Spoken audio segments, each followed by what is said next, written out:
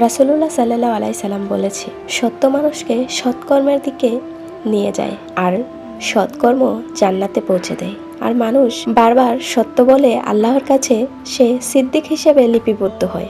আর মিথ্যা মানুষকে পাপাচারিত করে, পাপাচার তাকে জাহান্নামের দিকে নিয়ে যায়। সহিহ বুখারী ও মুসলিম শরীফ।